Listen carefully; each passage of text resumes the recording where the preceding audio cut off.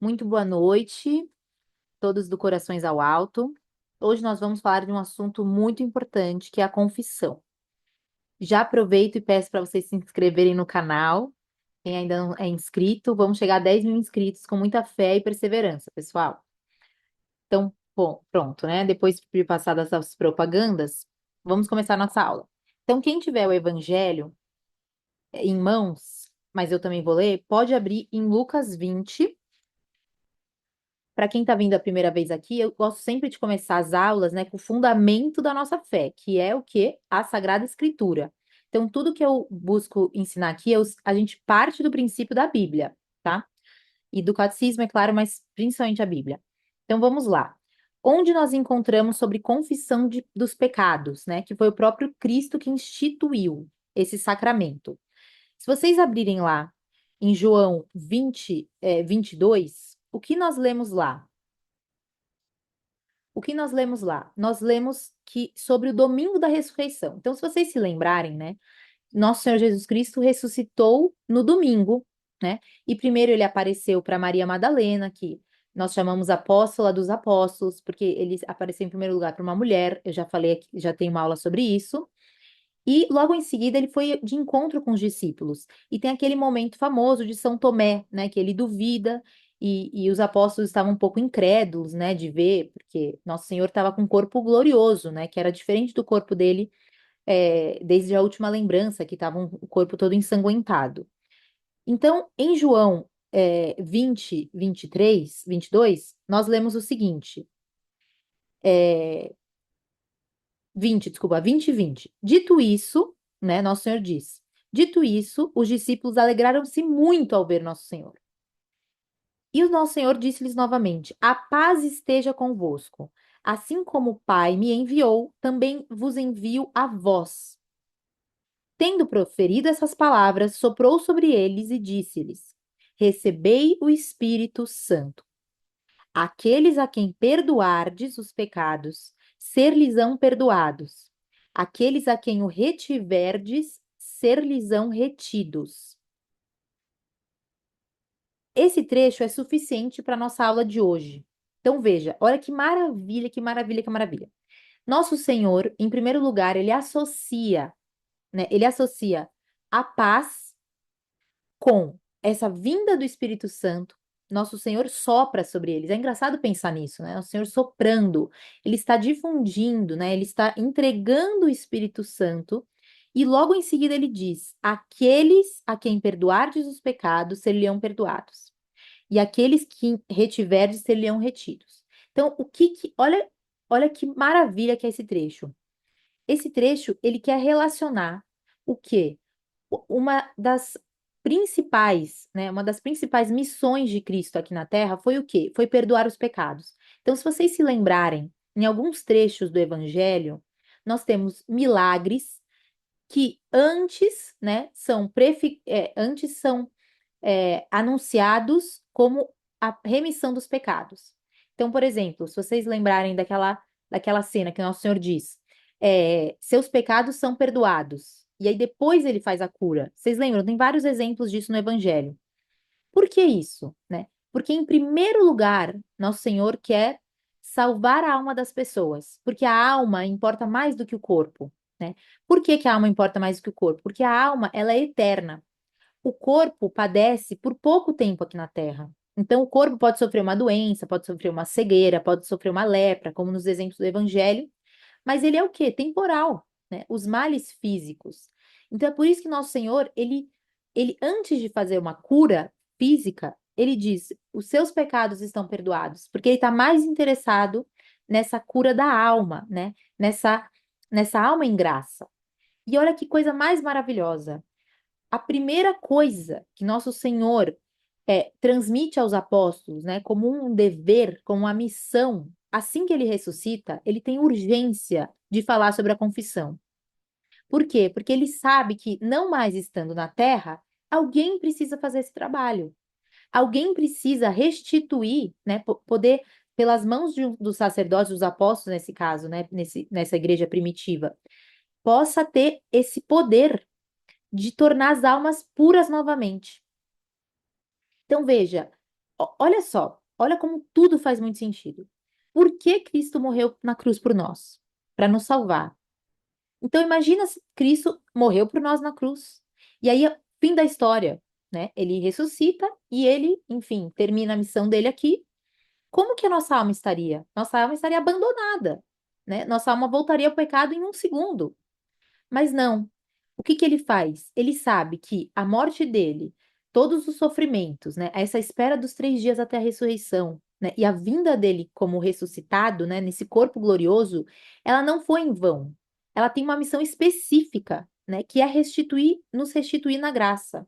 Então, na aula da missa, para quem assistiu, a gente falou no começo da aula sobre a graça, né?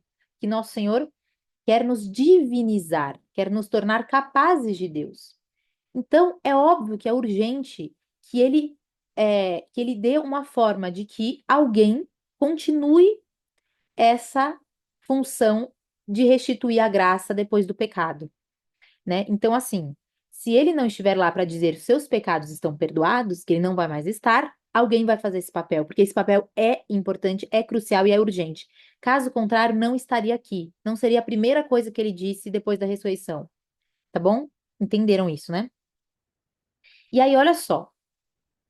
Como que nós sabemos, como que nós sabemos que os primeiros apóstolos, isso é muito importante para quem vai falar sobre para algum amigo evangélico, para algum amigo que não acredita, né, nesse perdão dos pecados pelo sacerdote.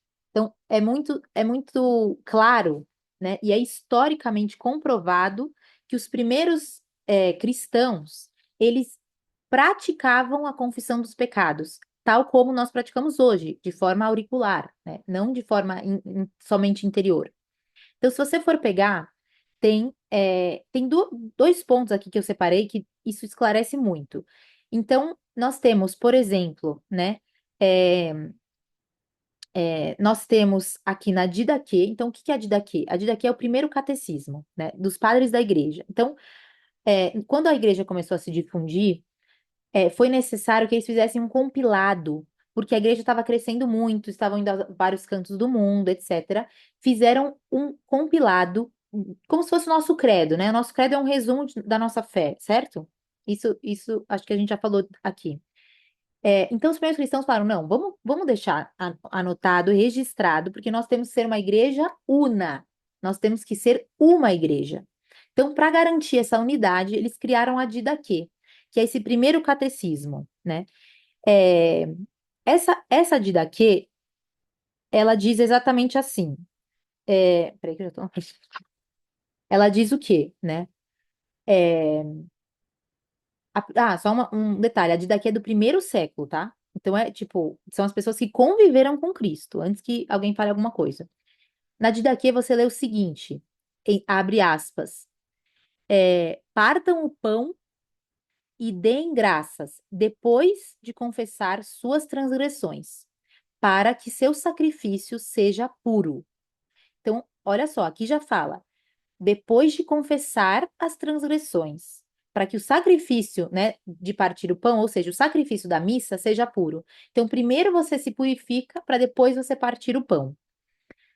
Depois, em outro trecho da Didaquê, está escrito o seguinte: confessas os teus pecados e não te apresentes em má consciência para a oração. Então, é necessário que você professe, né, que você confesse os seus pecados e aquilo que te aparta de Deus, e as más ações que você cometeu, que tornaram o seu coração impuro, para que possa se dirigir a Deus com essa reverência na oração. Agora, olha só que coisa interessante também. Na carta aos Coríntios 51:3, está escrito, abre aspas, mais vale ao homem confessar suas faltas do que endurecer o seu coração. E é sobre isso que vou falar um pouco agora. Olha só que interessante, né? Aqui ele fala sobre endurecer o coração. Se alguém fala, nossa, mas por que que eu tenho que confessar meus pecados? É muito simples, né? Se você, por exemplo, eu vou falar um exemplo bem assim próximo, tá? Eu poderia pensar numa coisa mais bonita e mais poética, mas se você usa o fogão com frequência, né? Então hoje eu estava fritando uma carne. O que que acontece com aquele vidro do fogão? Ele vai criando gordura, né? Ele vai criando gordura. E vamos supor, né? Eu frito lá uma carne e tal, aí espirrou gordura no vidro. E aí eu não limpei. Aí no dia seguinte eu vou fazer outra carne e eu não limpei. E eu não limpei. O que que vai acontecer com aquele vidro, né? O que que vai acontecer com aquele vidro? Aquele vidro vai ficar cada vez mais sujo e mais impuro, né? Então o que que acontece? É muito interessante essa figura do vidro, porque o vidro é algo que a luz passa, certo? A luz passa no vidro. Então o sol, ele reflete e a luz do sol, ela vai tanto mais passar de uma forma perfeita, né, de uma forma clara, quanto mais transparente o vidro tiver.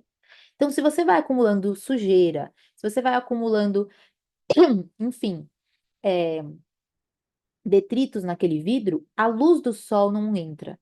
Então, a nossa alma, qual que é o paralelo com o fogão? A nossa alma, ela para de receber a luz de Deus, essa graça de Deus à medida que nós vamos tornando-a, né, por desleixo, por descaso, por falta de amor, nós vamos tornando essa nossa alma impura.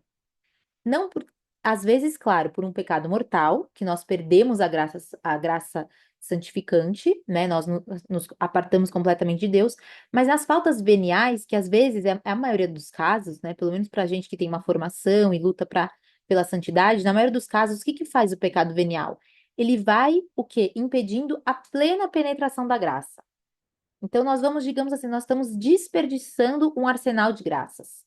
Por isso que é importante falar da confissão, porque muitas vezes a gente associa a confissão eu pequei mortalmente, eu tenho que ir lá, né? E eu não quero ir para o inferno. Então eu vou lá confessar meus pecados mortais e pronto. Mas olha só, existe, existem milhares, né? Existe uma grande abundância de graças que nós estamos deixando de receber porque a nossa alma não está plenamente limpa, entendeu? Então, eu achei linda essa parte de Carta aos Coríntios, porque fala que o homem se confessa para que o seu coração não fique endurecido. E só esclarecendo uma coisa, depois, Thaís, eu vou ler todas as perguntas, tá? E aí eu vou responder no final. Então, o meu coração ele tem que estar cada vez mais amolecido, ou seja, cada vez mais voltado para Deus, cada vez mais dócil, né? O que que é o contrário de um coração endurecido? É um coração dócil, né? Um coração amável, um coração que busca a vontade de Deus, né? Um coração que é entregue a Deus. Agora, um coração endurecido, o que que vai acontecendo com a nossa alma endurecida, né? Com o nosso coração endurecido? Nós vamos nos esquecendo de Deus, né? Nós vamos tentando viver a vida por nossas próprias mãos, por nossos próprios pés, caminhando da forma como nós bem entendemos. Então, qual que é o papel da nossa formação, né? Por que que a gente está aqui, ó, 190 pessoas? Por que nós estamos aqui hoje? Porque nós sabemos, né, que Deus nos quer cada vez mais próximas dele, cada vez mais felizes, e para isso nós o amamos como? Com pleno entendimento, com plenas forças, com toda a nossa alma, com toda a nossa nosso coração. Então, aqui nós buscamos amá-lo com o nosso coração e com o nosso entendimento. E o nosso entendimento está tudo, né, nas escrituras e na tradição da igreja, que é isso que nós estamos nos baseando agora, tá? É, então, isso foi algo difundido, né, no começo na igreja primitiva, como nós chamamos, nesse início da igreja. É, e aí, como que eu posso justificar, né? Nossa, Ana, mas como é que uma alma, né, que está completamente afastada de Deus, ela é perdoada e ela, como que isso é possível, né? Se eu mereço, nós dizemos o seguinte, que uma alma em pecado mortal, ela merece as penas do inferno, né? Então, uma alma que se volta contra Deus, eu sei que é duro dizer, a gente não está acostumado a ouvir também, mas uma alma que se nega a Deus, né, que diz não a Deus, como disse o anjo caído, né, Lúcifer, ele diz não servirei. Uma alma que segue o não servirei, ela ela se torna impura, completamente impura, né? A graça vai embora dessa alma e ela vira um animal, um animal. Então, na aula sobre a aula da graça, a gente falou que a graça é quem nos torna capazes de Deus. Então, uma alma sem graça, né? Sem a graça, ela é puramente humana, né? Puramente material. Não existe Deus dentro dela. E aí você diz, nossa, mas então como assim? Eu vou para o confessionário, a gente vai agora, o próximo passo é falar dos efeitos da confissão. Eu vou para o confessionário eu posso falar as piores coisas que eu já fiz, né? As coisas mais vis, né? As coisas mais degradantes que eu possa ter cometido. E significa que em um segundo a minha alma volta no estado de graça? Sim. E aí você diz, mas como, né? Como se. Imagina que eu peguei. Imagina, tá? Eu peguei uma foto de Deus, né? Como assim, é só um símbolo. Eu peguei uma foto de Deus, eu cuspi nela. Eu rasguei, eu botei fogo, eu falei, eu te odeio, você não é nada pra mim, não sei o que, não sei o que lá. Vamos supor o pior cenário, né? E aí significa que, pela confissão, Deus me perdoa absolutamente. E ele esquece disso. Ou seja, ele vai inundar de misericórdia, né? Pela plena misericórdia de Deus, ele vai falar: Filho, eu estou aqui, né? É aquela passagem do filho pródigo, né? O pai espera o filho voltar e ele ama o filho mais do que ele amava antes. É muito bonito. Depois, vocês, por favor, como lição de casa, vocês vão ler a parábola do filho pródigo, tá? Que eu não coloquei aqui porque ia ficar muito longo. Mas procurem vídeo no YouTube o significado do filho pródigo.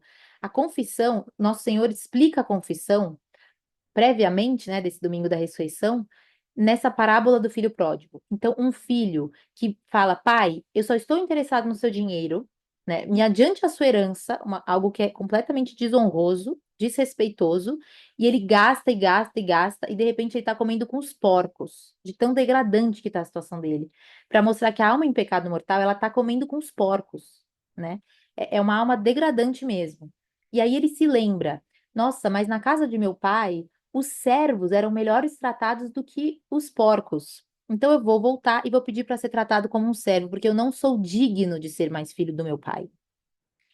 E aí, a cena mais bonita é que o pai do filho pródigo, ele espera o filho, né? Ele olha para o horizonte, aguardando o retorno do filho. Então, é um filho que não merece ser amado, né? É um filho que merecia chegar e ouvir um sermão e falar: Você não é mais meu filho, você não tem mais meu sobrenome. Olha o que você fez comigo e com seu irmão. Você agora vai ser deportado daqui, você vai ser exilado, nunca mais quero ver você. Mas não, ele diz: Filho, eu estava te esperando. Então, qual é o amor de Deus por nós, né? Nas- Deus nos ensina pelas parábolas, né? Como eu amo vocês. Eu amo vocês como um pai que é completamente desmerecido, completamente esquecido pelo seu filho, que só liga para o dinheiro e para coisas mais baixas. Eu te amo como um pai que aguarda o retorno do seu filho. Então, olha que lindo, né? Olha para vocês verem a misericórdia de Deus. Ele não tá nem aí, digamos, para ele mesmo, né? Não é assim, nossa, não, eu preciso ficar por cima. Ele vai chegar e eu vou dar uma lição de moral, né? Eu vou explicar que ele não pode fazer isso, como nós fazemos com as pessoas. Se alguém comete alguma coisa contra nós, qual que é a nossa inclinação? Falar, mas agora que você fez isso, você vai ouvir. Você vai ouvir que você não vai mais fazer isso. E aí a gente l- lança um sermão. E nosso Senhor o quê? Ele vê que o filho vem miserável. Como somos nós, quando a nossa alma está em pecado, somos como para Deus? Somos miseráveis. Nós não merecemos nada. E, e, e, e ao contrário, Deus diz: Não, eu te acolho, e eu te amo e eu te aguardo. E foi para isso que eu te criei. Então, Deus não nos criou para comermos com porcos, Deus não nos criou para sermos servos nessa casa do pai do filho pródigo. Ele nos criou para chegarmos e darmos um abraço em nosso pai. E ele vai fazer um banquete, e é o maior banquete que ele já celebrou, né? Ele manda matar um novilho e etc. E até o irmão dele fica com inveja, né? Tem essa parte que ele fala: Nossa, eu sempre fui fiel e nunca recebi isso. E Nosso Senhor quer dizer o quê? Que há mais festa no céu de um pecador que se converte do que 99 justos. É a mesma parábola, né? A mesma ideia da parábola da ovelha desgarrada. Nosso Senhor vai ao nosso encontro, Nosso Senhor quer que nós voltemos ao redil, que lá é o lugar seguro, né? Lá não tem os lobos que podem ameaçar a vida das ovelhas. Então, se nós nos rendermos a esse sacramento, né, nós vamos voltar a ter esse colo de nosso Senhor, né? Voltar ao colo de nosso Pai, né? Onde tudo é seguro, né? Onde nosso coração descansa, como Santo Agostinho diz, né? Santo Agostinho procurou por todos os cantos, mas ele diz: Meu coração só descansa no Senhor, né? Então, Às vezes a nossa alma está tão atribulada, procurando soluções para todo canto, procurando, né, soluções perfeitas, remédios imediatos. E onde está nosso descanso, né? Nosso descanso tá em Deus, que vai cuidar de nós como uma ovelhinha desgarrada. Então, vejam só, nós falamos então, né, que Santo Agostinho tem essa frase. Bom, Ana, mas podemos nos perguntar, então Deus nos criou e sabia que nós iríamos cair no pecado, então por que ele nos deixa cair no pecado, né? Nossa, para que isso, né? Então Santo Agostinho tem uma frase muito conhecida que é assim: quem te criou sem ti, não te salvará sem ti, né? Quem te criou sem ti, não te salvará sem ti. Então Deus nos criou por infinita bondade, mas ele quer o quê? Ele quer a nossa parcela nessa salvação, né? Ele quer a nossa liberdade para a nossa salvação. E aí nós podemos pensar. Agora, se vocês quiserem anotar, eu vou falar alguns pontos, né? Se nós pudermos elencar, né, quais são os efeitos de uma boa confissão? Por que que eu vou começar com os efeitos, né? Parece um pouco contraintuitivo. Eu vou falar dos efeitos porque eu quero que vocês falem assim: nossa, mas com tantos efeitos bons, eu tenho mais é que me confessar.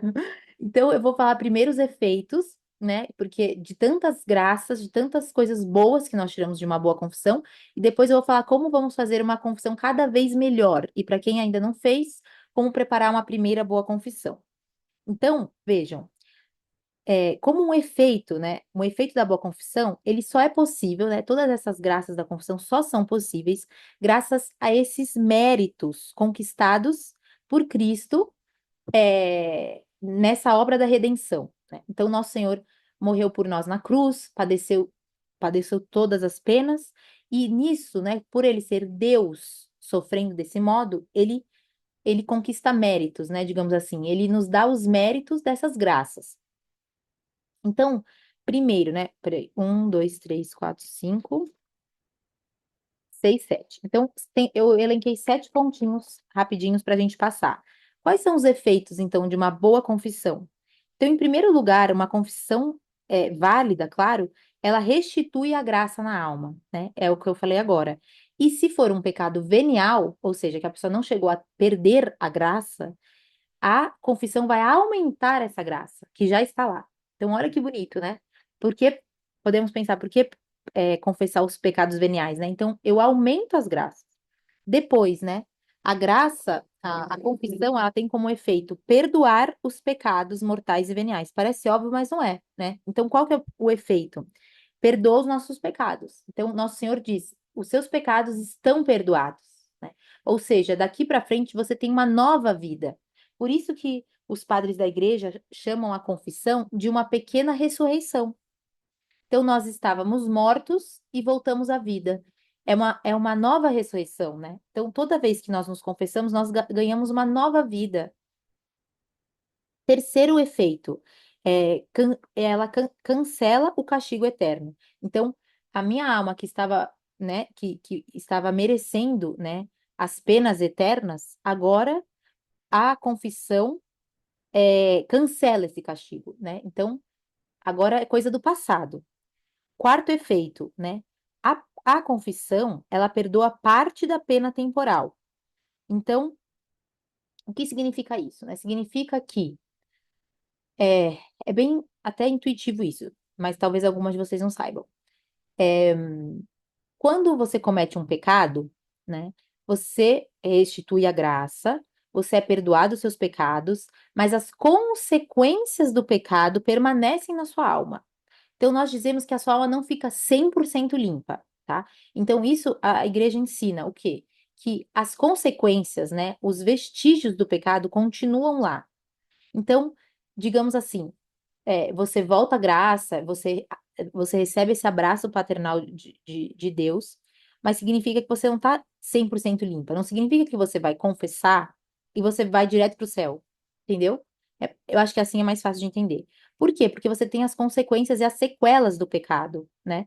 Assim como, por exemplo, se a gente pensar, é muito fácil de pensar um paralelo com um crime, né?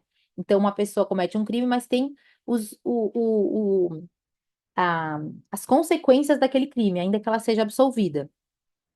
Isso se chama pena temporal, tá? Como que nós apagamos essa pena temporal por completo? né, depois da confissão. Então, nós apagamos a pena temporal, por exemplo, com oração, né, com uma vida de oração, nós vamos apagando, deixando nossa alma mais limpa, né, com as mortificações, né, as contrariedades que nós oferecemos a Deus, nós vamos tornando nossa alma mais limpa, né, para a graça atuar melhor, né, para abrir os canais da graça, e também com boas obras feitas em estado de graça. Então, por isso que nós dizemos, gente, que todo o trabalho que nós santificamos, né, que nós oferecemos a Deus, todas as pequenas, cada fio do nosso cabelo, né, cada minúscula coisa que nós fazemos por amor a Deus vai reduzindo essa pena temporal, né? Ou seja, vai nos aproximando mais e mais do céu, né, desse caminho de santidade. Quinto efeito. A confissão devolve o mérito das obras. Então, olha só que bonito. Se nós pensarmos em Deus puramente justo, nós diríamos o seguinte: uma alma em estado de pecado mortal que fez coisas boas, o que acontece com ela? Então, vocês podem se perguntar. Outro dia, uma moça, Amanda, falou comigo no final da missa, falou assim, Ana, eu tenho um amigo ateu e tal. O que que acontece com todas as coisas boas que ele está fazendo? Né? A gente pode se perguntar, será que isso daí tudo vai pro limbo, né? Vai pro beleléu, vai para sei lá onde, fica esquecido? Ai, meu Deus, não pode acabar a energia. Vocês estão aqui? Tá. Tá tudo bem? Tá. Olha o maligno, brincadeira. Bom, ficou meio escuro, né? Enfim, vamos continuar. Então, o que que acontece com as boas coisas que você fez enquanto sua alma não estava na graça? Olha que coisa mais maravilhosa, gente. Se tiver no escuro, vocês continuam me ouvindo, hein? Olha que coisa mais maravilhosa.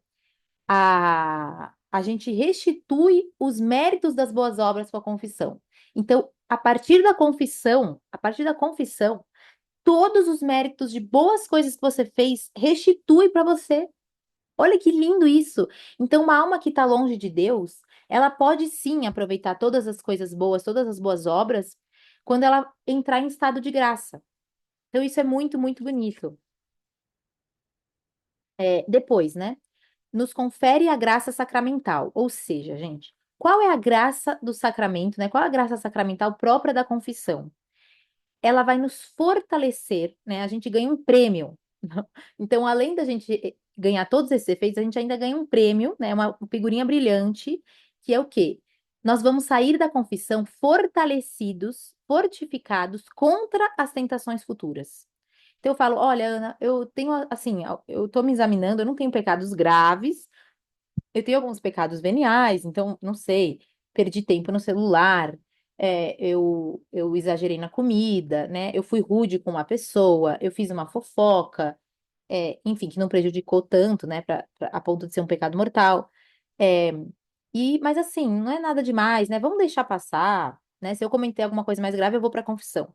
Aí eu te diria o seguinte, mas olha, se você for para a confissão, você vai ganhar todos esses efeitos e ainda mais você vai sair de lá mais fortalecido para as próximas tentações. Então, olha isso, né? Tem uma frase de um santo que fala assim: a confissão frequente é uma das maiores defesas contra o pecado mortal. Então, se você tem esse hábito, né, de ir limpando a sua alma, né, de ir cuidando com delicadeza dessa relação com o nosso Senhor, você vai, digamos assim, fortalecendo sua armadura, né?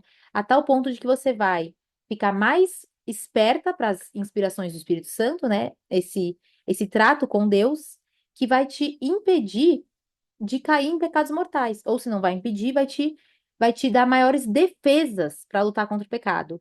Então, isso é bem importante, sabe? Porque lembrem-se sempre disso. Deus resiste aos soberbos, né? Então, se a gente fala, não, não, eu tô ótima, gente, eu tô bem, é só um pecadinho aqui, outro ali, né? Tá ótimo. Aí você, quando você menos espera, você cai num pecado grave. E quantas vezes nós ouvimos isso na doutrina, né? Que às vezes Deus permite que pequemos mais gravemente para a gente ser humilde também, para a gente falar: olha, você estava confiando nas suas próprias forças, sem pensar que tem tantas graças que eu posso conferir a você. Uma missa, um terço, uma confissão, são tantas graças, você está desperdiçando, achando que você vai conseguir sozinha, porque você é boa demais. Então, isso, gente, lembre-se sempre, né, dessa graça sacramental de nos fortificar contra futuras tentações. Depois, depois, como um efeito, eu nem li isso, mas, enfim, revisando, com certeza faz sentido. A graça, o efeito do sacramento da confissão nos torna mais humildes e mais simples, né? Nossa alma vira mais simples. Por que mais simples? Porque nós lutamos contra esse respeito humano, né? Na figura do sacerdote. Então, se eu tenho o hábito, né, de me confessar, mesmo que seja coisas bobas, coisas pequenas, enfim, nada é bobo, né? Mas vocês me entendem, coisas menores, isso nos faz mais humildes, né? E ainda mais se for um pecado grave, aí é que eu tenho que correr mesmo para a confissão, e aí é que vai exigir mais humildade maior ainda, e como um fruto, eu vou ser mais humilde, eu vou sair de lá mais simples, né? Mais sincera, né? Mais eu mesma, sem máscaras. Então, isso é um grande efeito. Bom, e Ana, para eu conseguir todos esses efeitos, né, todas essas graças abundantes que Deus quer derramar, né, eu preciso simplesmente marcar um horário na confissão, né, procurar missas com confissão perto de casa, e eu vou lá falar, olha, fiz isso, fiz aquilo outro, e aí o padre vai me perdoar, né, vai ser assim, Deus vai me perdoar.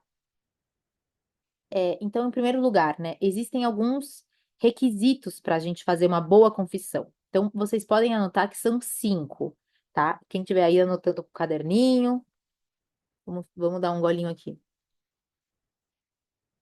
Uma amiga minha assiste pelo YouTube, aí ela fala que toda vez que eu bebo água, aparecem os comerciais do YouTube. Então, eu nunca mais vou esquecer disso. Bom, enfim, um beijo para Bruna. Vamos lá. Então, quais são esses requisitos, né? Quais são essas regras previstas para direcionar nossa alma para o bem, né? Ou seja, essas regras, elas são, na verdade, um grande presente que Deus nos dá. Porque imagina se Deus falasse assim: olha, você tem que se arrepender dos seus pecados e é isso, eles vão ser perdoados. Aí a gente ia se perguntar tantas coisas, mas calma, como que eu sei que eu estou realmente arrependida? O que que eu faço para me preparar? A gente ia se sentir perdida. Mas Deus é muito sábio, né, e muito pedagógico. Então, ele nos dá, pelo Espírito Santo, esses requisitos. Então, nós sabemos, né, que nossa igreja, a igreja, ela tá com a verdade, né, porque ela é tocada pelo Espírito Santo.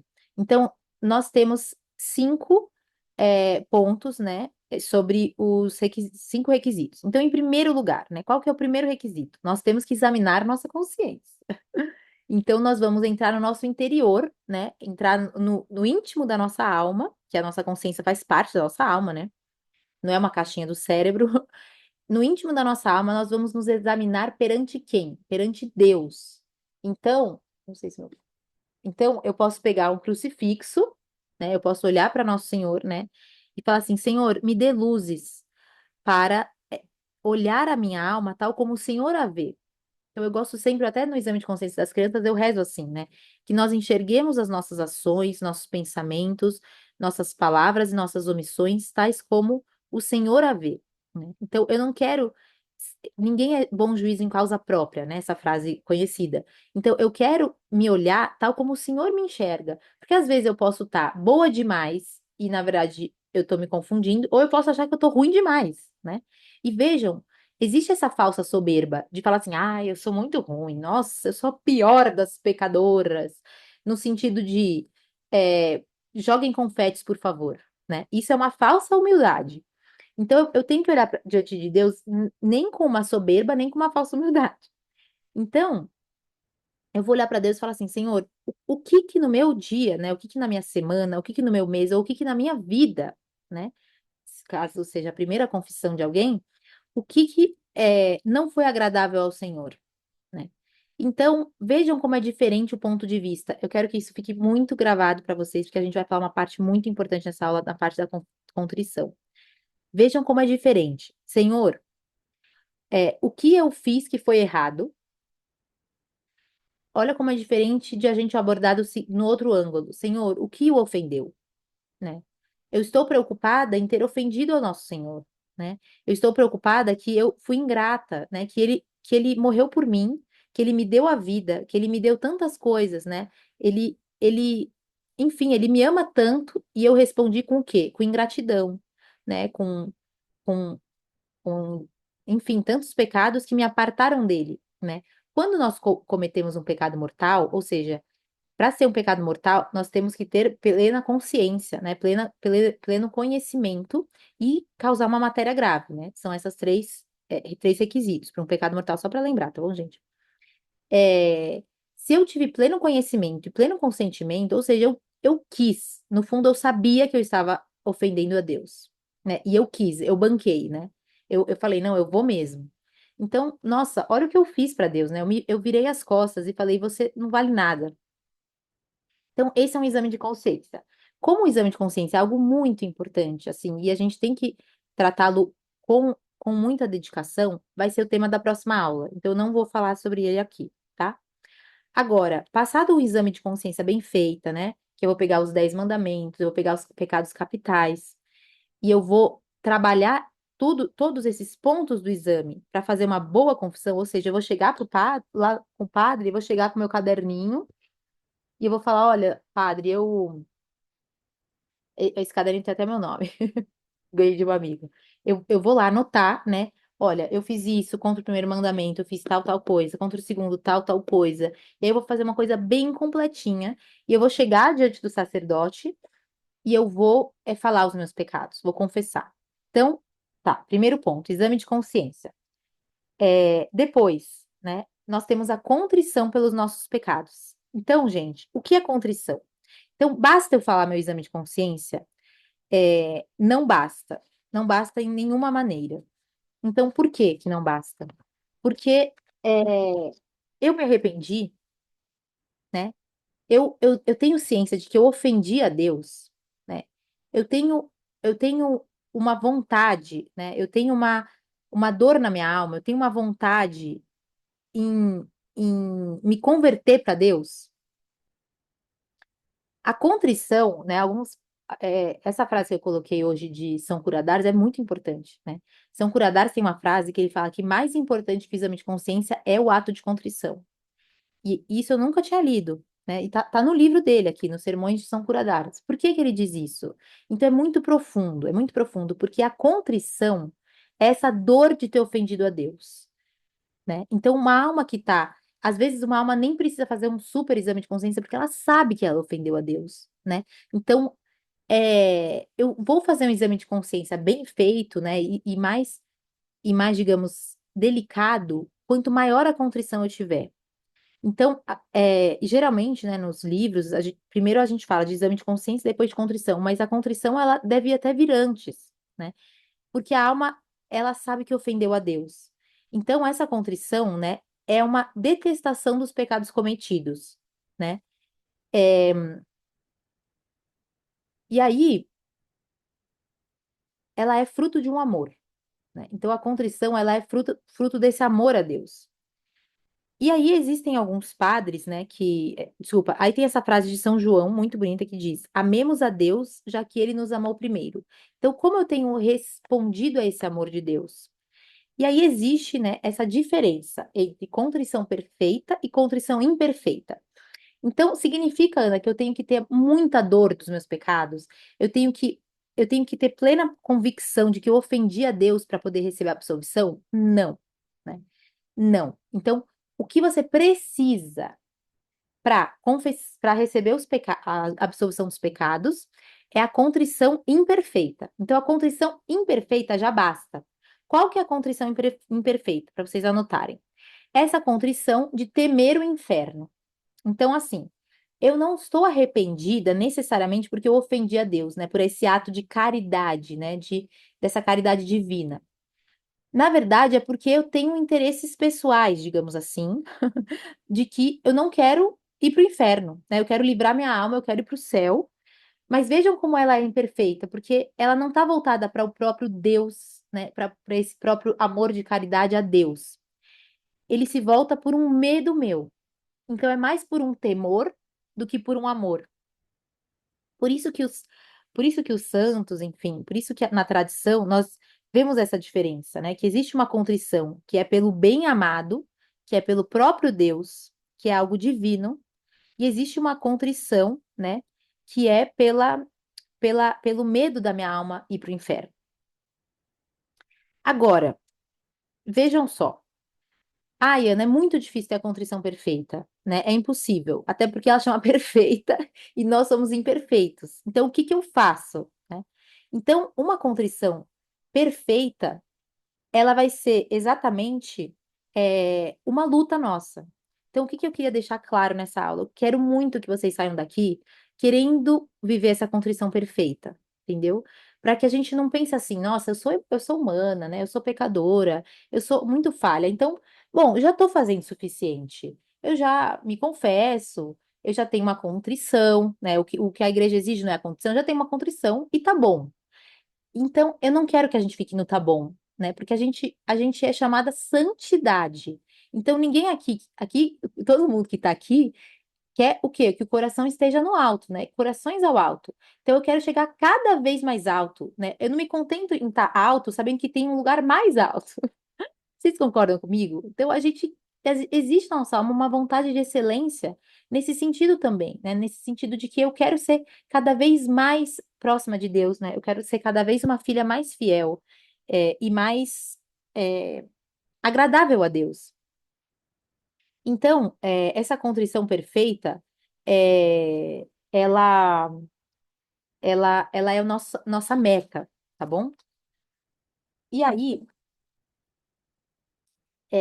e aí, tem uma frase muito bonita, né, de Jeremias, que diz: Com amor eterno te amei, disse ele, e me compadeci de ti e te atraí a mim. Olha que frase bonita, né? Então, nosso Senhor nos amou com amor eterno, né, desde sempre. E é assim que Deus nos ama. Então, só resumindo aqui, gente, para a gente ir para o próximo item, que eu não quero que fique longo. Mas só para resumir aqui, esse ato de contrição perfeito, né? Ele é um ato derivado de uma reflexão de como Deus nos ama. Então, quanto mais eu medito, né, no que Deus faz por mim, em como Ele se entregou por mim, como Ele me ama, mais vai nascendo em nós um desejo de amá-lo de volta, né, de amar com esse amor desinteressado.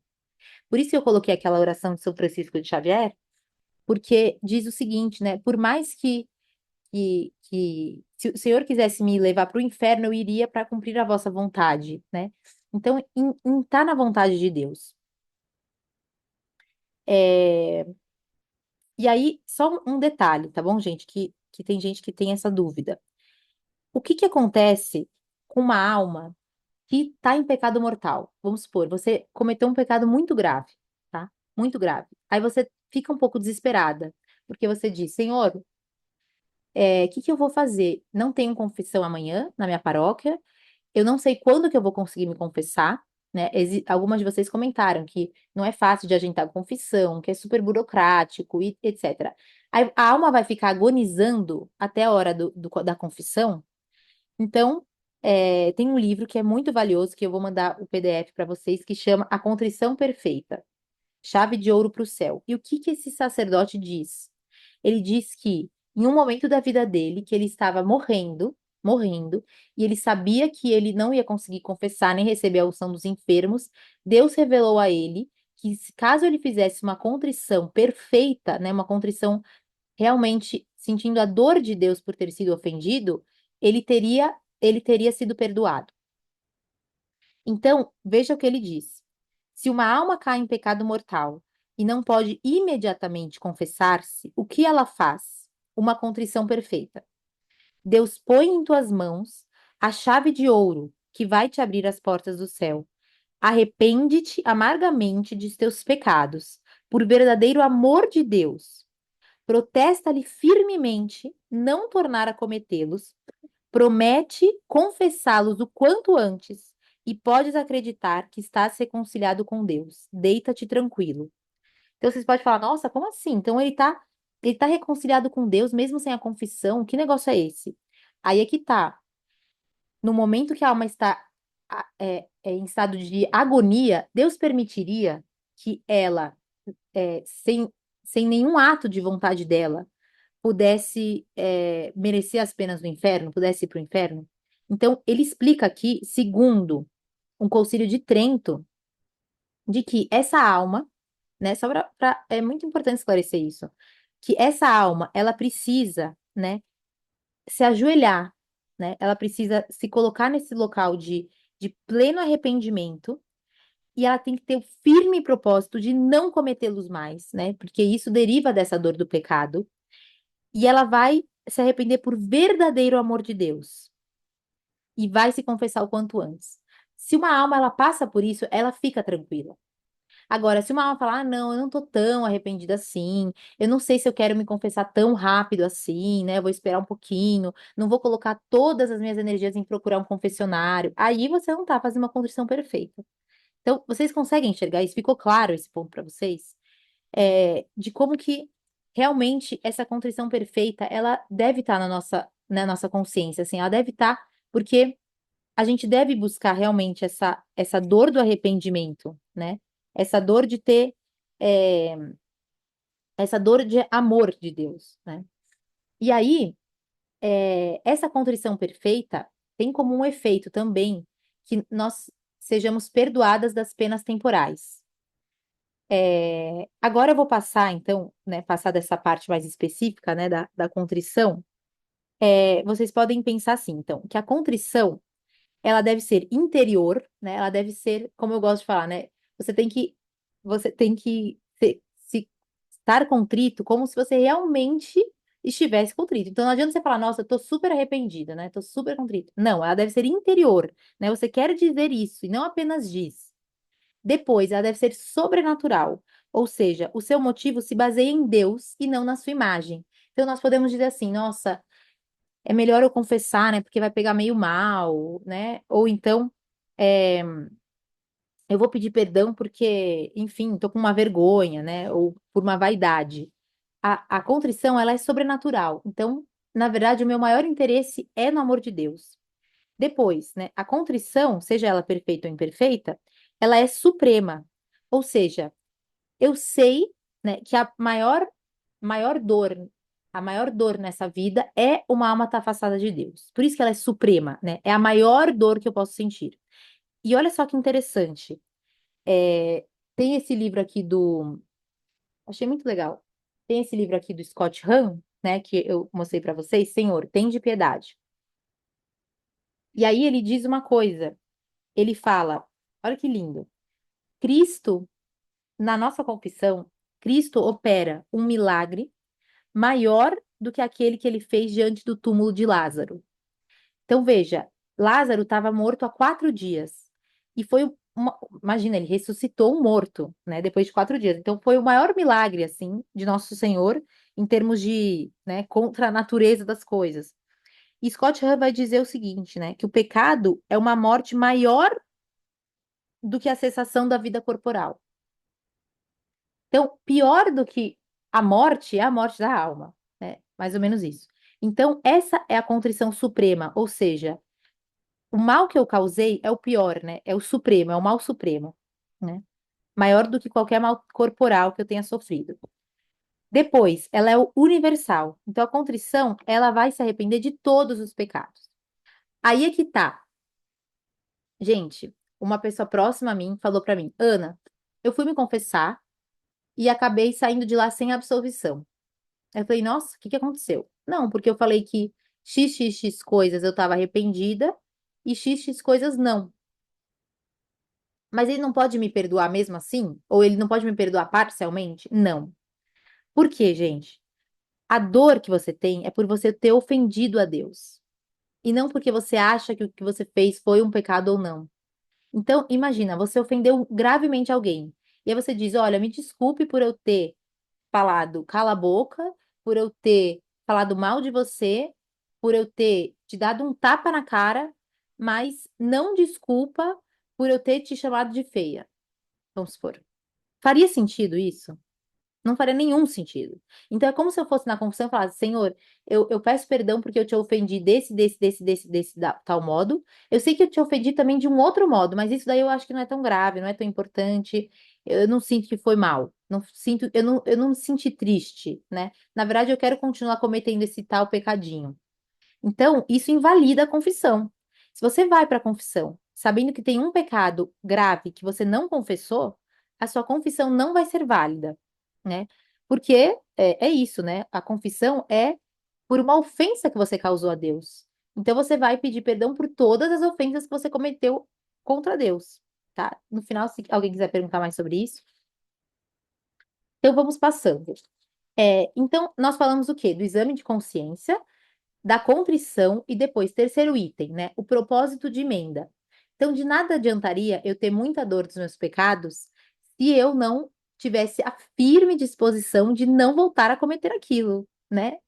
Então, tem uma frase que é assim: sem dor não pode haver perdão, e sem propósito de emenda não há dor genuína.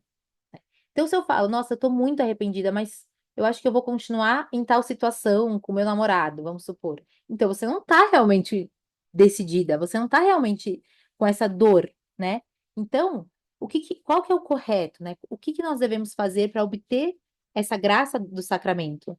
Nós vamos fazer um propósito de emenda. Então, eu vou falar o seguinte, olha, eu pequei nesse sentido. Vamos supor que eu usei uma roupa muito indecente, tipo, muito provocativa, né? Eu vou me confessar, eu vou falar, nossa, eu usei uma roupa horrorosa, transparente, cheia de decote, de nananana.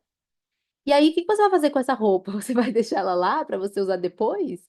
Não, né? O seu propósito de emenda vai ser o seguinte: eu nunca mais vou usar, eu vou cortar, jogar no lixo, porque eu também não quero que ninguém use isso.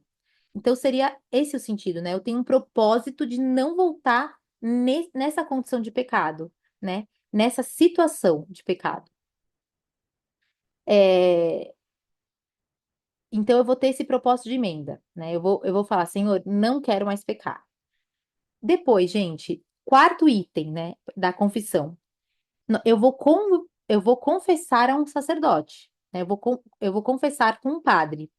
Então, esse padre, ele age como Cristo, né? Ele age em persona Cristo. Então, quando eu comunico meus pecados para um sacerdote, eu estou falando com o próprio Deus, né? E é o próprio Deus que me absolve dos meus pecados. Então, por que que eu devo me confessar com um padre? Por quê? Porque quando nós falamos para o sacerdote, né, quando nós não deixamos aquilo só na nossa cabeça, eu me confesso só com Deus, etc. Quando eu falo a um padre, primeiro, nós trazemos à luz os nossos pecados, né? Eu consigo organizar aquelas coisas que eu fiz de mal. Depois, né, nós nos colocamos de joelho, né, num modo de arrependimento, né, num modo de humildade. Manifestamos em bom tom, né? Nós enfrentamos a verdade. E eu gosto de pensar assim que confessar um padre justamente por ser difícil, né, meio constrangedor, justamente por isso que tá esse remédio para nossos pecados, né? Esse remédio para nossa alma. Porque, veja, eu banquei uma coisa errada e agora eu tenho que ter a responsabilidade por aquilo. Eu tenho que ter a responsabilidade por aquele ato, né? Eu tenho que chegar e falar assim, olha, eu fiz mesmo, foi muito ruim, mas eu fiz. E uma dica pessoal que eu dou, que funciona comigo, é você chegar na confissão e começar pelo pior, né? Então, pegar assim, olha, o que eu tenho mais vergonha, gente, eu não quero falar isso pro padre, sabe assim? Eu não quero falar tal coisa pro padre, né? Que eu comi 5 potes de sorvete, sei lá eu, né? Tô dando só um exemplo meio tonto.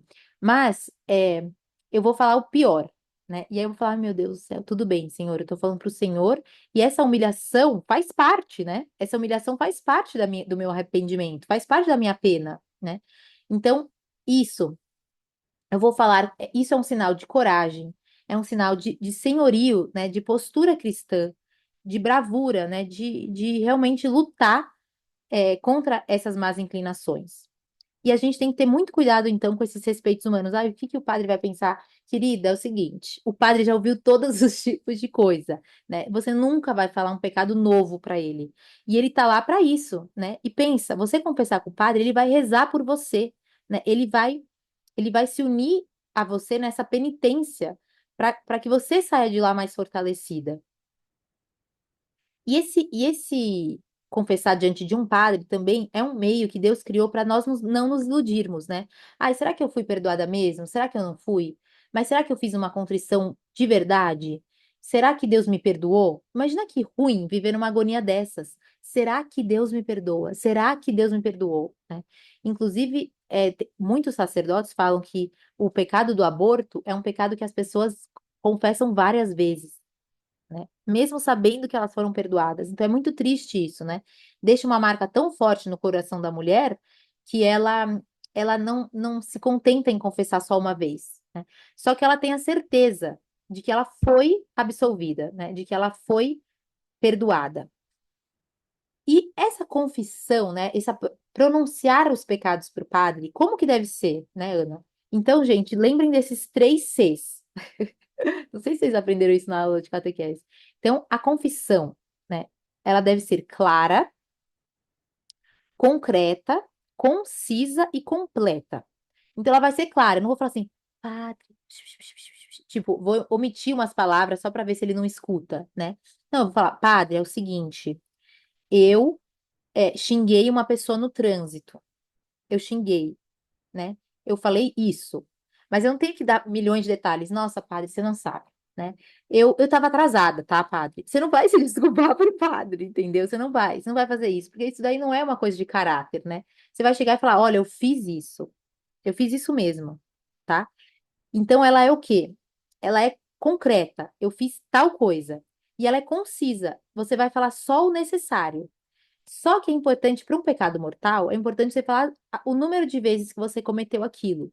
Então você vai dizer: olha, eu pequei, eu tive, não sei, né? Vamos pensar um pecado, um pecadão. Eu bati no meu filho. Eu bati no meu filho. Não vou falar, eu perdi a paciência com meu filho, né? Você vai fazer uma confissão.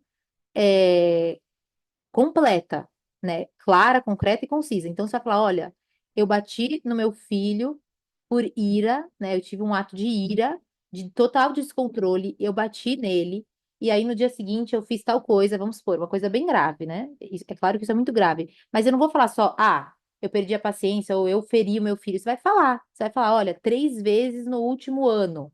Você tem que falar, né? Porque é uma coisa muito grave. É, Enfim. E ela tem que ser completa, ou seja, falar todos os pecados, não só alguns. Depois, gente, depois, então, né, da confissão dos pecados, nós temos quinto requisito, né? O quinto requisito é a penitência. Ah, desculpa. Nesse meio tempo, então, gente, depois que você confessa seus pecados, o padre ele vai fazer uma fórmula da absolvição. Então, qual que é a fórmula da absolvição? Ele vai absolver os seus pecados. Olha que bonito. E aí você vai ficar até emocionada. Ele vai dizer o seguinte, né? Ele fala, é um resumo, né, dessa reconciliação.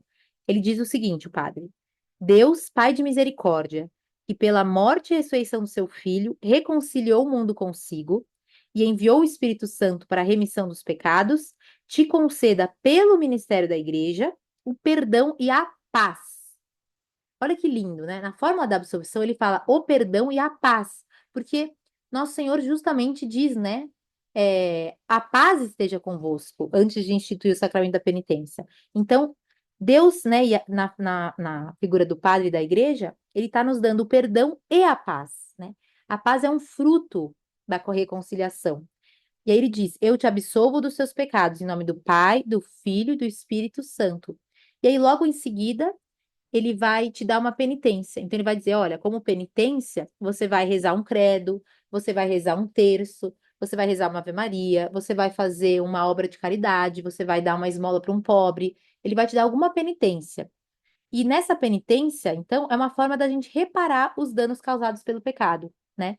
Então, vamos supor, num crime, qual vai ser a sua penitência no crime? Você vai passar 2 anos, você vai pagar uma multa, né? Essa vai ser a sua pena de ter feito um crime de trânsito, por exemplo. Ou você vai ficar presa.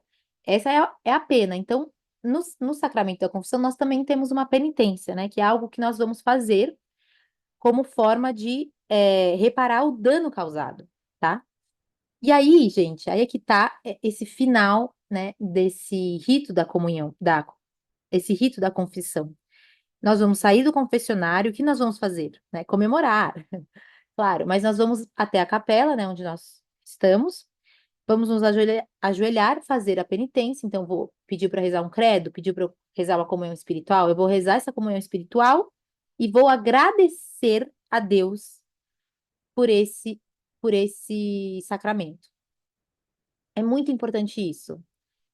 Eu gostaria muito que fosse algo realmente muito vivido por nós, sabe? Nós vamos cumprir nossa penitência e também agradecer, né? Agradecer a Deus por tantas graças. E aí, para terminar a aula, eu vou terminar. com uma frase de nada mais, nada menos do que o Padre Pio. Então, isso, rezar pelo confessor é ótimo, Isabelle, gostei. Então, o Padre Pio, né, passava horas e horas e horas e horas no confessionário, né? Ele diz o seguinte para nós: haja com humildade e confesse-se com assiduidade. Então, confessar com frequência, né? Manter essa alma é, limpa, né? Para receber maiores graças e também para ter maior trato com o Espírito Santo, né? Quanto mais próximas de Deus nós estivermos, né? É, melhor para todo mundo, né? Então, agir com humildade, confessar-se com frequência. Se você vai fazer uma confissão pela primeira vez, você vai pegar um bom exame de consciência, que eu vou mandar lá no grupo, eu vou colocar na descrição do vídeo. Você vai fazer um bom exame de consciência. Você vai pedir a Deus a dor do pecado, porque às vezes a gente fala, nossa, eu nem estou sentindo nada. Mas lembra que não é questão de sentimento, é uma questão de vontade, né? Por mais que você não esteja sentindo a dor, e é muito bom quando a gente chore pelos nossos pecados, até a gente pode pedir essa graça, Senhor, me dê a graça da dor, né, das lágrimas. Tem alguns sacerdotes que ensinam dessa forma, eu acho muito bonito que a gente sinta a verdadeira dor, mas se a gente não sentir, né, sentimentalmente falando, que a gente realmente olhe bem para um crucifixo e fala, Senhor, eu pequei, né? E aí você faz um belo ato de contrição, que tem vários, assim, tem muitas fórmulas de atos de contrição, até no nosso planner vai ter 3 opções de atos de contrição, que nos ajudam também a ter essa dor, né? Essa dor do pecado. Então, isso nos torna mais humildes, e isso vai fazer com que nós voltemos à graça, né? Voltemos com essa plena comunhão com Deus, que é o que Deus mais anseia, né? Pensar que Ele nos espera no confessionário. E vejam como isso é perigoso, assim. Às vezes, algumas coisas vão fazer com que a gente se afaste do confessionário. Então, não, mas esse padre nem é tão santo, esse padre é TL, esse padre ele não é tão bom, eu não vou confessar com ele, acho que eu vou confessar com outro. Ou então, a minha igreja é isso, é longe, não sei o quê. Muitas coisas vão fazer com que a gente se afaste da confissão. Então, haja com humildade, sabe? Quem sou eu? Quem sou eu para achar qualquer coisa? Eu tenho que ir lá, como diz o meu marido, né? Praticamente todas as lives. Vai lá e confesse seus pecados, né? Vai lá, sinta se arrependa do que você fez, né? E não deseje mais ofender a Deus e confessa os seus pecados. Ajoelha e confessa, né? Sem mistérios. Então, ó, o catecismo da igreja fala que nós devemos nos confessar uma vez por ano, né? Mas a nossa alma ela está exposta a todos os tipos de más inclinações. Então, qual que é o que que é um período recomendado para se confessar? Então, é de 15 dias a um mês. Então, se você fizer um exame de consciência de 15 dias, já vai aparecer muita coisa. Na minha cidade não tem confessionário. Então, sabe o que que você faz, Alessandra? Se não tiver confessionário, que, claro, é ruim, você vai ajoelhar diante do padre e você vai ficar cabisbaixa. Você não precisa olhar para a cara do padre, entendeu? Eu já tive que me confessar assim uma vez. Eu olhei para baixo e falei: Olha, fiz isso, isso, isso, isso, isso, isso, isso. E depois você olha para ele e ele vai te dar absolvição, enfim. Mas é vergonha. Claro que dá vergonha, mas você vai oferecer essa vergonha. Vai falar assim: Senhor, maior vergonha do que isso é a vergonha que eu tinha que ter sentido na hora de pecar, né? Então, São José Maria dizia assim: vergonha só para pecar, né? Então, para pecar, você tem que ter vergonha. Agora, para confessar, você não tem que ter vergonha. Não tem que mesmo, até porque Deus já sabe o que você fez. Então isso, tem que confessar os pecados antigos. Pensa, você vai ficar livre deles, né? Livre, completamente perdoada. Que mais de perguntas vocês têm? É, quando, quando um pecado é tão vergonhoso que não consigo contar, penso, penso nele e me arrependo, porém o conto de maneira superficial. Então, aí é muito perigoso. A Rúbia perguntou: é perigoso falar de maneira superficial? Eu sei que é uma tentação, tá? É uma tentação a gente querer falar assim, ah, então, é que eu, né, eu. Isso daí é muito comum com pecados contra a castidade, né? Que a gente tem muita vergonha.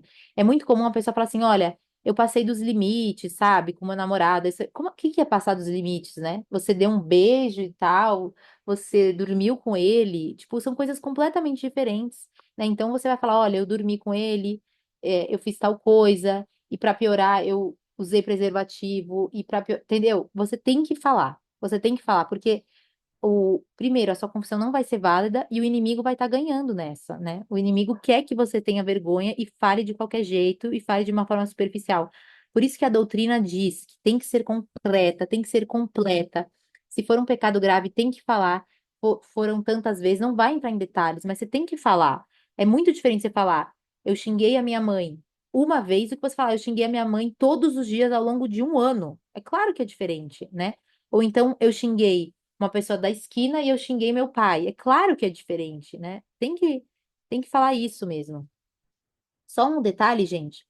Tem um e-book do padre Leonardo Wagner, eu acho que custa R$ 30, né? Que ele usa para os projetos da paróquia e coisas sociais, mas que tá bem completo, tá? Eu acho que vale muito a pena. Eu dei uma olhada, achei muito bom. Depois, se eu confesso um pecado mortal, porém não me recordo exatamente a quantidade de vezes, a confissão continua válida, sim. E aí você vai falar, olha, foi aproximadamente isso, foi aproximadamente todas as vezes que eu encontrei tal pessoa ao longo do meu namoro que durou 3 anos, entendeu? Você consegue chegar mais ou menos assim numa, é, fechar os olhos, imaginar Jesus e outra, pedir coragem também, sabe? Pedir coragem para Deus, pedir para Nossa Senhora estar do nosso lado, sabe? Às vezes a gente fala, mãezinha, você sabe que eu pisei na bola, que eu fiz tal coisa, eu tô morrendo de vergonha, vai comigo, sabe? Você pode falar isso para Nossa Senhora, vai comigo. É, olha só, caso eu não esteja exatamente arrependida, isso é importante. Mas entenda que é pecado mortal e ofende a Deus, e esteja disposta, vale a confissão. Olha, olha só. Se você entende que é pecado mortal e que ofende a Deus, isso é um arrependimento imperfeito. Isso tem que ficar claro. Essa é uma contrição imperfeita, mas é uma contrição. Então, a sua frase, na verdade, não tá em sentido, não tem sentido essa frase. Então, é o arrependimento você entender que é um pecado mortal e que ofende a Deus. Você está arrependida. Porque você fala, Senhor, é um pecado mortal e ofende a Deus. O que você está querendo dizer, talvez, Camille, é você sentir. E isso que eu disse na aula. A gente não pode ficar preso em sentir. Nossa, eu me sinto muito arrependida. Mas o seu arrependimento, veja, o seu arrependimento tem que vir dessa dor de amor, mas não que seja inválida, entendeu? Agora, se você acha que você não está arrependida, é porque você está precisando aumentar esse arrependimento, entendeu, Camille? Aí você segue isso que a gente falou na aula, leia os atos de contrição, né? Pega um devocionário, pega qualquer oração na internet, essa que eu mandei ontem, e você vai ler, vai falar assim, Senhor, eu eu não sinto que eu estou arrependida, mas eu estou arrependida porque eu vos ofendi. E o que, Camille? Continuar assistindo aulas, continuar se formando. Então a gente tem que entender por que que a gente está ofendendo a Deus. Não sei se ficou claro, gente. Fui batizada adulta. No batismo, todos os meus pecados anteriores foram perdoados. Sim. É, eu deveria confessá-los em algum momento? Faria sentido isso? Você pode confessá-los, mas eles foram perdoados pelo batismo. O batismo é o único momento que realmente a sua vida vira uma tábua lisa do batismo. Entendeu? Então, mas o que que você pode fazer? Com pecados que já foram perdoados, você pode falar, eu faço isso, tá? Você fala, no final da confissão, você fala, e eu também quero me pedir perdão pelos meus pecados da vida passada no campo da tal, entendeu? Então, no campo da ira, no campo da soberba, no campo da luxúria, no campo, entendeu? Você vai falar, você pode no final, isso é bom, sabe? A gente ter esse costume de falar isso no final. Ana, e se esquecemos um pecado durante a confissão? Aí é que tá, Isabelle. Se a gente se esqueceu, a gente corre, volta e confessa de novo, tá bom? Mas, por isso que é bom fazer um bom exame de consciência. E quando você for fazer o exame de consciência, né, a gente deveria perder bastante tempo fazendo o exame de consciência. A gente fala, Senhor, não me ajude a não esquecer nada, me ajude a ter uma boa memória. Mas se a gente sai do confessionário, meu Deus, eu esqueci de falar que eu menti. Aí você volta e confessa. Aí, se demorar uma semana, você, enfim, você tem que procurar. Tudo bem, se demorar uma semana, né? Mas você tem que procurar voltar o quanto antes. Ixi, estado de demência, nesse livro, gente, eu li muita coisa sobre confissão, por isso que ela ficou longa, viu? Desculpa. Em estado de demência, até sobre isso eu li. Ele fala o seguinte, que se tiver uma pessoa em estado de demência, você pode fazer uma grande obra por ela. O que você faz? Você chega para ela e você coloca um crucifixo na frente dela e você diz: Senhor, perdoe essa alma. E aí você fala um ato de contrição por ela. Então você vai falar: Senhor, pequei, pequei contra Deus e contra ti. E você vai ler o ato de contrição como se ela estivesse falando. Então tem isso num livro que eu li, que você pode ajudar como se a alma estivesse querendo dizer isso. E claro, confiar na misericórdia, né? É, é. Então, Miguel, se você tem um padre que você conhece, que é seu amigo e tal, você, enfim, pode oferecer essa humilhação, mas se isso dificulta, você pode falar com outro padre, simplesmente. Simplesmente. Você pode ir num outro padre, não é o melhor, né? Porque o que que acontece? Eu esqueci de falar isso daí. Olha só, se você, quando você se confessa, o padre, ele vai ajudar a sua alma. Então, ele vai te dar um conselho, ele vai te dar uma ajuda psicológica, né? Para esse pecado, para essa situação que a sua alma tá. Então, se o padre te conhece, vai ser melhor ainda, digamos assim, né, Miguel? Tipo, olha, meu filho, então eu acho que você pode ler mais tal livro, você pode acordar mais cedo, pode tomar um banho gelado, ele pode te dar umas dicas, até porque ele te conhece melhor. Mas se você acha que isso está sendo um impedimento para sua confissão, procura outro padre, com certeza. O Frei Gilson, o quê, gente? É uma esplêndida graça batismal. É preciso confessar sempre como esse sacerdote, se possível, até para aliviar. Sim, é muito bom, Ana. É muito bom que você se confesse com o mesmo sacerdote, até para ele ir avaliando, né, o seu arrependimento, mas também o seu progresso espiritual, né? E até porque você fala assim, nossa, eu não quero confessar de novo esse pecado com o mesmo padre, eu acho que eu vou mudar de padre só para ele não ter que ouvir de novo. Aí você fala, minha filha, vai lá, porque daí quem sabe você toma vergonha na cara e não faz de novo, né, ô cara pálida. É, mesmo sem recordar de todos os pecados. Então, Fernanda, tem que fazer um bom exame de consciência. A gente tem que se recordar, gente, os pecados graves, com certeza. Agora, isso eu li também hoje. Se o pecado for venial e você se esqueceu, aí você foi perdoada, tá? Tudo bem, você foi perdoada, porque você esqueceu. Aí você pode fazer um ato de contrição.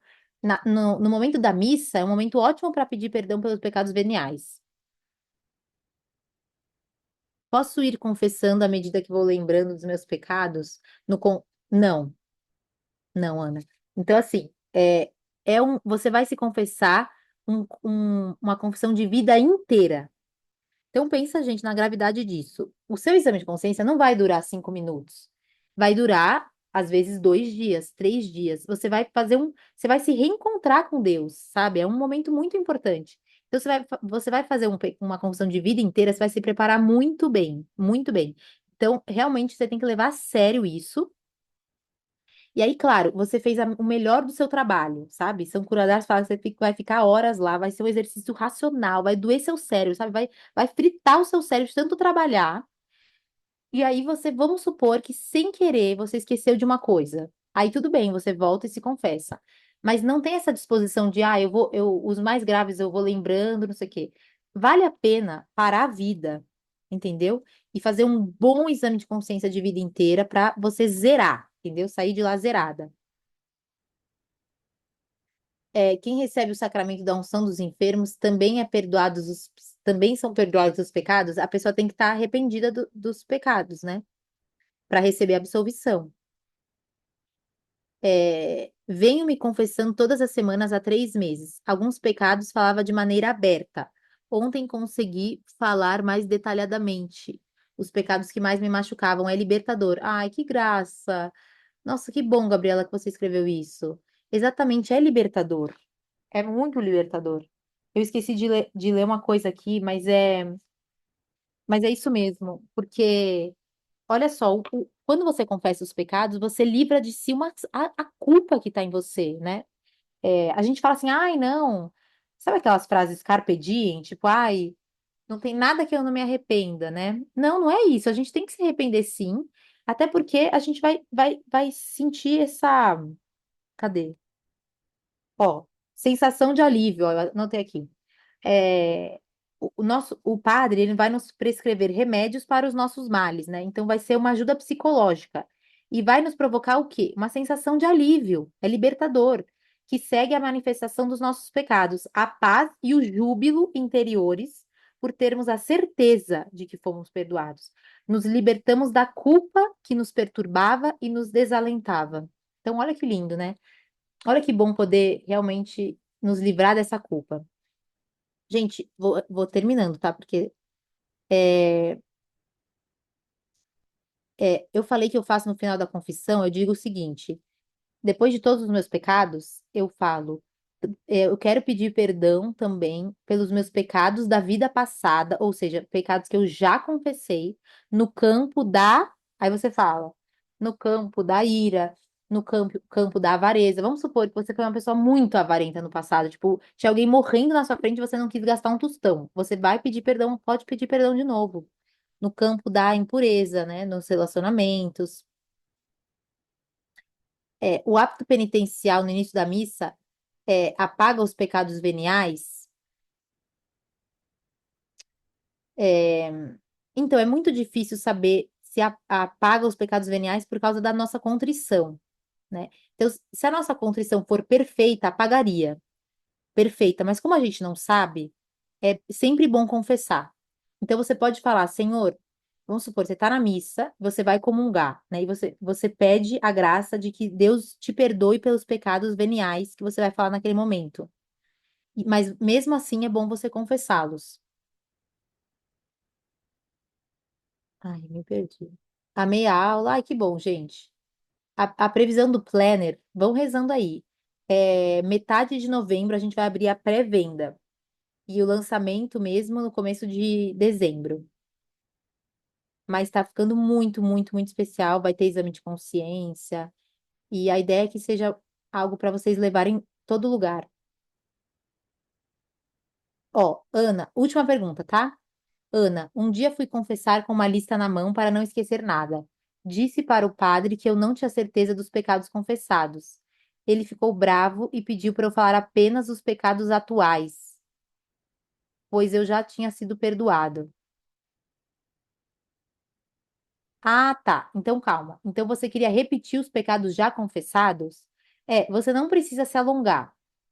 Então, assim, não precisa falar, não precisa se alongar. Então, você pode só falar isso que eu falei, tá, Aida? Então, assim, olha, eu quero pedir perdão dos meus pecados da vida passada. Às vezes você pode só colocar isso, entendeu? Você não precisa falar de novo todos os pecados que você já foi perdoada. As alunas do Coração de Alto vão receber aquelas que fizeram um formulário, porque a gente vai seguir os e-mails que se inscreveram no formulário, Fernanda, que a gente vai dar preferência para aqueles por causa da primeira remessa. Que bom, Gabriela, obrigada.